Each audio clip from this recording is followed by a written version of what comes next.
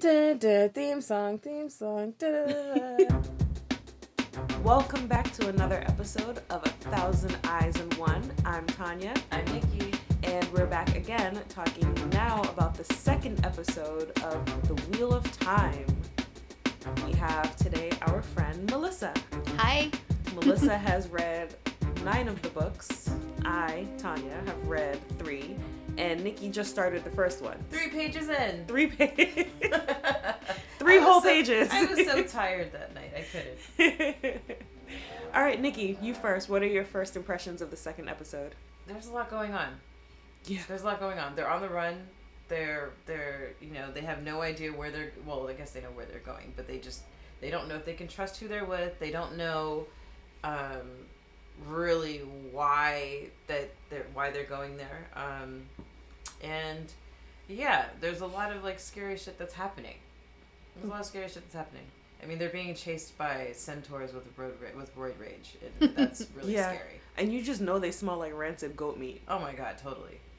One of the things that we forgot to talk about for the last episode was Rand's dad pulling out that sword. That heron marked sword. Yes, with the heron mark and his impeccable sword fighting. Skills, yeah. Yes. So obviously the second episode hasn't touched on that, but that's something that has to come back up. Yeah, like how does that? Where did he get the skills to fight like that? I think that was one of the things that people were like, if they just had more time in the first episode to actually go through that, even if it was just a handing over of the sword from his dad type thing from Tam. So it'll be interesting to see. Maybe they'll do a flashback or something where he gets more of a explanation, because I'm also surprised that no one else has mentioned the sword. Like Rand just sort of turns up with a sword and no one really says anything. Yeah, it goes from being like a sheep, like a shepherd or whatever. Yeah. I mean, I'm assuming he has a sword with him, right? I saw he was walking and he had like a scabbard. So yeah. Okay, that's what I was gonna say. I wasn't sure if he had the sword, and no one acknowledged it if he did. Yeah, they still haven't. They're running for their lives, so they're like, well, that's probably a fucking good idea. Yeah. True, but you'd think you'd wonder, like, in the 2 rivers. Yeah. Dude, where did you get a sword? Yeah. Yeah, it's gonna be interesting. Do you know how to use it? Mm-hmm. But yeah, his dad did. The sword is definitely important in the books, so yes, it'll be interesting to see. Important. Yeah. And I mean, they zoomed in on the heron before he started fighting, so we know that that's important too. Right. So they're on the run. We saw Egwene start to channel, it looked like. Yeah. That was a cool scene too, because that's in the books, so it's kind of nice to have, again, something, going back to that, where Moiraine kind of lets her know that she has the ability to channel. I want to talk about the White Cloaks, because we got to see the White Cloaks for the first time, and oh my goodness, those guys, they I actually already had the theory that they were going to make the guy that plays Aemon Valda, who was the one that was burning the Aes Sedai at the stake. I already had a feeling from the shot that they'd shown in the trailer that he was going to be a questioner, because the questioners are like the fanatic wing, and they're the ones that do all the torturing, and obviously, as you can see, they're basically religious. So in fanatics. the book, he's not. He's actually just more of a, like, the other guy who is Bornhold. But obviously, they decided to kind of combine him a little bit into some of the more extremist characters of the White Cloak. So, and I love him. I think he's fantastic character to hate. Yes. Oh my gosh. He's so spooky. Yeah, I love a good villain. Yes. I love a good villain. When he ate that little bird, I was like, oh god. And that's a real dish too. It's called ortolan, and what he was talking about is actually the reason why people like it. It's a delicacy. They do terrible things to the bird. They drown it in like brandy or something, and they feed it till it's almost like dead before they kill it, and then basically you're supposed to eat it, and like he says in the episode, the bones piercing the inside of your mouth is supposed to be, and the blood you taste from it is supposed to be part of the delicacy of the dish. I looked it up after that episode, because I was like, that is creepy. So he's dabbing his mouth with a white napkin, and you just see the little that's his own blood running from his mouth. Oh, that's part of the thing, and you can look it up. That was part of the dish. It is. That wasn't great. So you can actually look at that, because that's actually a real thing. That's horrible. Like, why does torturing it make it more delicious? I don't know. Foie gras. Yeah, that's what I thought of too. Is foie gras and veal, kinda. Yeah, they're tortured a little bit. Anyway. So anyway, the White Cloaks are the villains that we already love to hate. Yes. I really enjoyed watching Moiraine dance around the questions. since she can't lie. Right. Right. I was like, oh, semantics. Yeah. The magic of semantics. Yeah, no, that was really great. Because she's like, well, what are the 3 oaths? Mm-hmm. Am I remember that correctly? What are the 3 oaths? And it's like, they can't, well, maybe Melissa, you can expand on what I they are mean, exactly. yeah, so the 3 O's that they were talking about is to never tell a word that isn't true, to never make a weapon that can be used to kill, I believe. And then the third one was to never use the one power to take a life unless it's in the extreme defense of herself, her warder, or another Aes Sedai. Mm-hmm. So it's kind of cool that they touched on that a lot in this episode, especially that poor Terran fairy guy. But it was also a good way to show, like, okay, she can be pretty cold when she needs to get what she needs. But she didn't kill him. She didn't kill him. She was right. He's right. He chose to go to his death. Yeah. And that created to me one of the coolest parts of the episode because I already loved Yosha, who's playing Rand, but it was really cool just to see him kind of unleash a little bit of like anger in that episode against her, just to see, because he was, you kind of wonder about these actors, like you've seen them be a particular way and you're like, do they have the chops to kind of go into sort of more demanding aspects of their roles? And I thought that was a really awesome part to see, okay, this guy has really amazing like potential and I can see where he's going to take this character just from that little scene. I was like, oof, okay, yeah, there's fire there. This is awesome. Yosha's going to be amazing. And like what's his name, Rand? He reminded me of Anakin Skywalker a little bit, like the way that he was being pouty about very petulant. Yes. Oh my god. But Egwene told him, man. That was a good scene too. Yes. Like between them, and yes, a lot of fire going back and forth. I mean, points were made. Moiraine came there and saved all their lives. And they left, and the Trollocs followed. So obviously she is onto something. Yeah. And I think what it is just misplaced anger. Oh yeah, totally. And fear. And he fear. has no idea what's going on. They had these creepy dreams. And I think that this. Coughing up the bat. First of all, I thought it was about to be a spider. I mean, I did too. I was like, oh, those are legs. You guys told me there were no spiders in this. I was gonna be upset. Well, there were no spiders as far as I knew. But then when he started coughing up and it looked like spiders, I was like, oh, hell no. Oh my god. But no, it was bats. But that was disgusting. It was disgusting. And awful. And then those eyes. The bats in the eyes, but then the fact that all 4 of them saw them in their dreams. Because you're like, oh my god, are you the one that's embracing the darkness? No, all of you had the dreams. Fuck, I still don't know who's the one. Right. And it's like, so does the dark one not know which one is the Dragon Reborn either? No comment.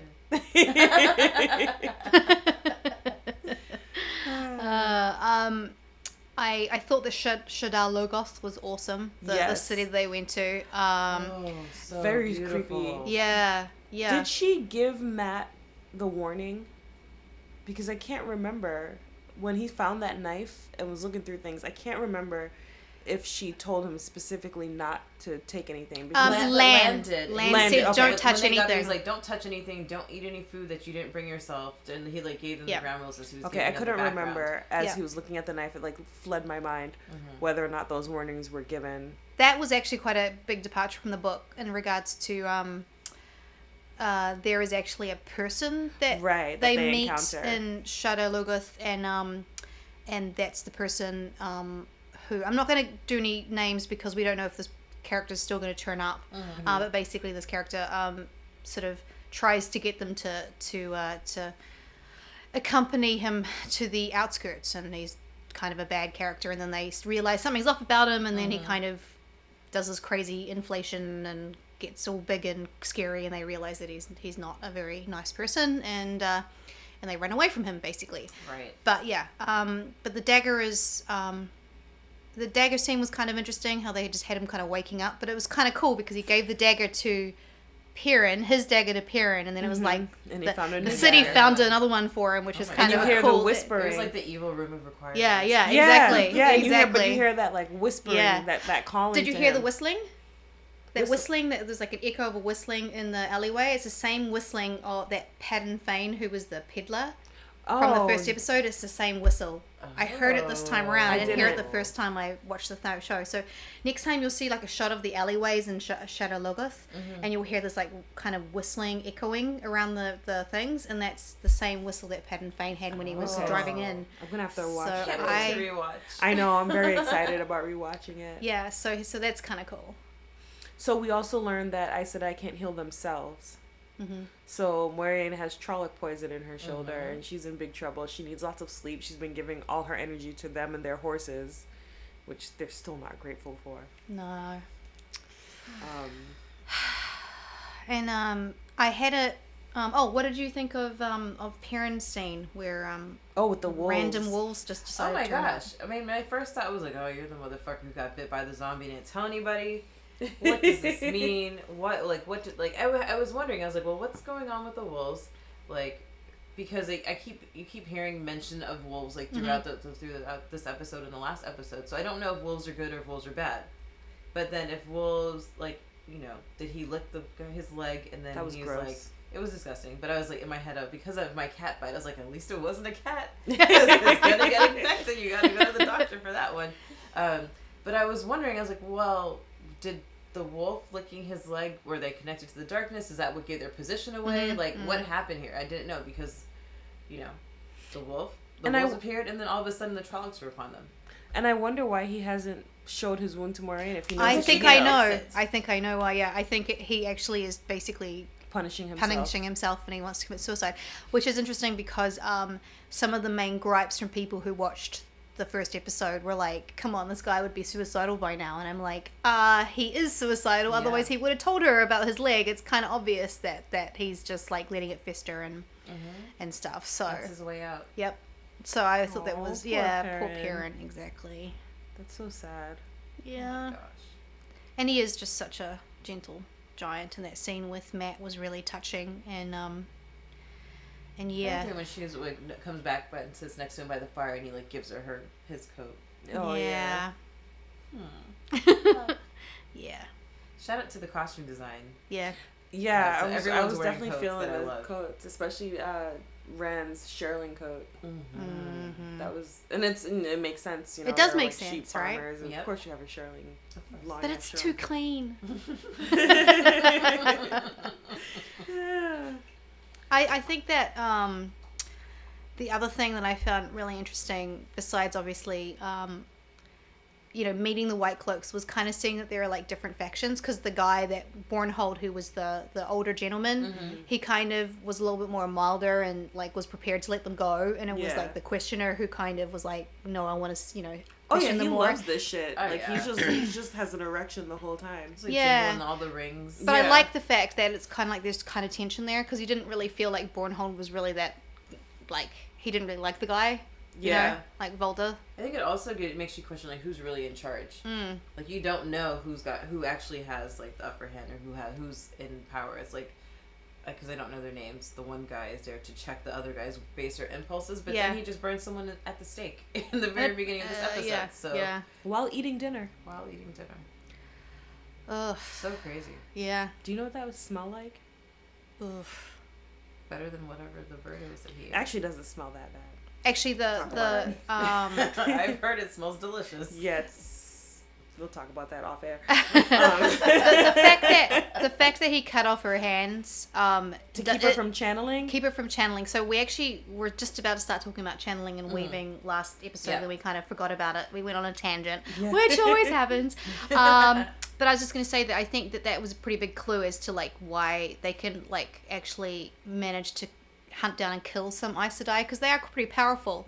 But I think that it seems like, at least from the way they're portraying it, that Aes Sedai, and it is kind of in the books too, that Aes Sedai need to kind of be able to gesture, Yeah. that to be able to sort of use their magic. And I think that's interesting that they showed that. Yeah. What's also interesting is they're hunting Aes Sedai and killing them, but also tells her when she gets to the city to find an Aes Sedai to heal her, because that's the only one who can heal that type of wound. But Yeah. Bornhold was the one that said that, Right. And some reason, I guess Valda didn't. I do think it's weird. I was interested about why that I thought I'd misheard the first time I saw the episode, so it was interesting watching it again and going, oh, okay, no, he did actually say that. Yeah. Yeah. And also that he knew about Trollocs. Because for some reason I feel like, at least when I remember reading the book, They thought Trollocs were mythical. they didn't believe in Trollocs. They thought it was all crock of crap that people were just making up. Right. Even though they had like the Trolloc, interesting. even though they mentioned like the Trolloc Wars in the past, it's so Right. far in the past. It's like talking about the White Walkers. Right. Like Nobody they don't believes exist. it. They don't actually exist. Yeah. Yeah. Yeah. And then here they are just at your Snarks at and your grumps. party. So that's another thing Right. that they've decided just to kind of jump ahead and just sort of, I guess, you know, not have to deal with the disbelief, which is I'm kind of glad about, to be honest, because I would hate to have parts of episodes based on like, no, Trollocs are real, they really are coming for us, you know. Right. So that was kind of good. Yeah. So the troll and the Fade. The Fade was so scary. Oh my god, it's like When he Voldemort opened his with no eyes. Oh, he's so much scarier than Voldemort. Like Voldemort, at least it looked like you could beat him up. Yeah, You know? this thing is just like razor sharp teeth, Yeah. needle teeth. Oh. Yeah. So scary. What did you think about the Manetheren speech? Did you like that? I And the did song? like that. I did like that. They're singing a song and they think it's just a song, and she's like, "No, this is the history. This And is it's the history of your own region. town. This is where Yeah. you're from." Yeah, I really Yeah. loved that. I thought it was a really good way of like, you know, planning a little exposition, you know, during the horse ride. And I'm like, okay, now they're singing the song, but oh no, it means something. And it also explains why she keeps saying that the blood Yeah. runs deep yeah.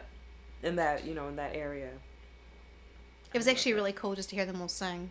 That too. gave me a really like good feels. Like, oh, I think that they're gonna explore a lot of singing, or hopefully at least more singing in the show, and I'm really excited to see that. I would love that. I love Yeah. all the songs from fantasy. Yeah. Yeah. And I didn't like the songs in The Hobbit as much, so I'm really looking forward to it being done. Kind Only of. the dwarf song. The dwarf song was just like so. It was like so bassy. It's the one where it's just like all super low tones. Like Oh I no, have to whether play it I for know. you, Yeah. I don't remember the Yeah. songs from The Hobbit, so. yeah.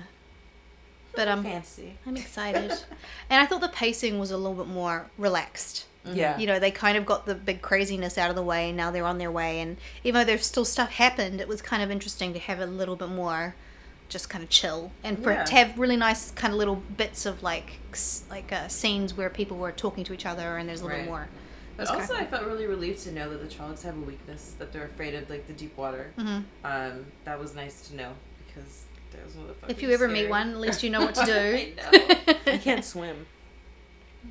So the Trollocs are gonna get me. Oh, we'll have to get you. Unless Hey, I just say, just have fuck a it, I'll ferry. drown. Oh, you just have to go to the nearest ferry. You'll be fine. People always Boat. say to me, like, if you can't swim, what are you gonna do if, like, you fall off a boat? And I'm like, die. Like, what do you mean, what am I gonna You're do? like, somebody No, you can send me a float. baby. Let me hear a baby cry, and my breast will just inflate with milk, and I'll just float rise across the river. You just have to do what Egwene does and just give in to the river. Yeah, You'll be fine. You'll float on top. Oh man. Just do the Jesus pose. You'll be fine. Yeah. There's so many echoes of like all. It's like I love it because it feels like all. Like for me, it's like a chicken and egg thing. Like obviously these books are much older than a lot of things that I'm reading, but I'm like, oh, these elements of things, especially Brandon Sanderson stuff, right? I'm like, Well, you know, he's only finished the series. It, but I'm just Yeah. like the fact that like women are in the, like just like in Stormlight, how it's like women are able to read and men are not able to read, and just kind of like the separation of like knowledge and power and stuff is just really interesting to me, and I really like seeing that. Yeah, that is pretty cool with this. What the hell was Lan thinking, taking them into a cursed city? Yeah, I mean, I'm interested to know about that, because the way that Moiraine was kind of reacting to him was kind of like she already knew that he had that plan. She kind of was already calling him out on that and going like, "This is too dangerous. Why are we anywhere near this place?" Right. And then so- to wake up there and she's like, And she's killed like, us. Yeah, so it's kind of interesting because like that's kind of again like not necessarily something that I would have imagined. I think in the book they're pretty much like it's the last option they have, Right. and they Yeah. decide to go there. But she like sets up wards in the book as well. There's quite a few differences. She's not like She's really not that pretty much weak practically yet. unconscious. Yeah. Well, she doesn't get injured. She just gets She like gets- she just she's uses up her weakened. power. Yeah, she's weakened weakened using from the power that. so So much. the yeah. injury is actually new as well. Yeah. I forgot to mention that Interesting. last episode. Yeah. So yeah, in the books, she's been giving all her energy to keep their horses going, essentially, And them keep going. keep them going because she just knows they can't ride that long. And, Right. and I think correct me if I'm wrong, but I think that's one of the characters like remarks on being surprised at how energetic they feel because they don't know that she's doing that. What it is that they don't want to be healed by her, but she doesn't let them not. She doesn't let them like shy away. She gives them the kind of refresher so they feel better. But what happens is that Oh, I don't want to give away anything. Okay. I can't say anything. I'm Okay, sorry. don't say I was just anything. going to say that something happens with one of the horses, but I can't say anything because it's going to be too much spoiler. So. Okay. Right. No Yes. problem. I thought it was really funny that like Matt and Karen are having that moment when he gives what's the dead wife's name? Piran? Layla. Layla's knife that he'd made, and he was like, oh, you know, she said that you were going you would need this or whatever to fight to get out of trouble that I caused. And he's like, but I didn't cause the trouble. But then he goes and he finds a knife and starts the whole fucking shit. Right. And so dark. it's like now, there's new trouble. And once Yeah. again, Matt is in the center of it. Yeah. But that's very Matt. I love So, that. Oh, yeah. that's Very Matt. It's very shit Matt. disturber. I like it. Yep. I like it. Yeah. He can't help his natural curiosity. Which is kind of funny because he's constantly in the books like going like, I don't want any part of this. Yeah. So it's kind of I like it hilarious. because it's like gently reaffirming like his characteristics and traits, and like not being too like heavy-handed with it. I mean, He just can't help himself. Yeah. I personally think that it's a pretty close character to what I read in the books, but there's a lot of people who don't think he's anything like the Matt in the books. I mean, what do you think from what you remember? From what I remember, I think it's pretty spot on. Yeah. Like, he wasn't a bad person. I mean, without giving it the spoilers, because you already know what I'm thinking of with the knife and everything, and that leaving that place, the shit he gets into after, you start to, like, look at him differently, but it's not that he's a bad person. He's just very mischievous. Yeah. And makes Impulsive. bad decisions. Yes, Very he's impulsive. and he makes bad decisions, but he's not, like, a mean-spirited, No. like, evil person at all. Yeah, I think he's got more depth, personally, than the Matt from the first few books. Yeah, and I mean, think a they lot did a of really it is good from job. from them showing us how much he cares for his younger sisters. Even on the run, that's what he's worried about. Are his little sisters okay? That's why I really liked giving these characters beats together, so we could see them all interacting in even these small little scenes, like even with just Perrin and Egwene at the fire and things like that. You still got enough moments just to kind of endear you even more to these different characters, and to remind you they've known each other their whole lives. Yeah. Well, like they're new to us or new to me and people who are watching, they've been but split they're up not new now. to each other. They're split up now. They're split up. They've been separated. Only episode 2, and they're already split up. Yeah. And also, what did you guys think of the opening title? Because you got to see it for the first time in episode 2. That's true. And I would be completely honest, I skipped it. And Melissa's like, no, go back. And I was like, they're all the same. I like the weaving. Yeah, that was cool.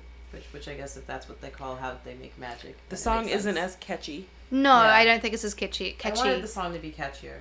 But I feel like maybe that is on purpose. Maybe they just decided they wanted something a little bit more sedate. We'll see. I am interested to see how the images change. I'm hoping that that's going to be the case. Let's hope they do. So we'll see, I guess. But I think my theory is that the images are the different Amerlin seats.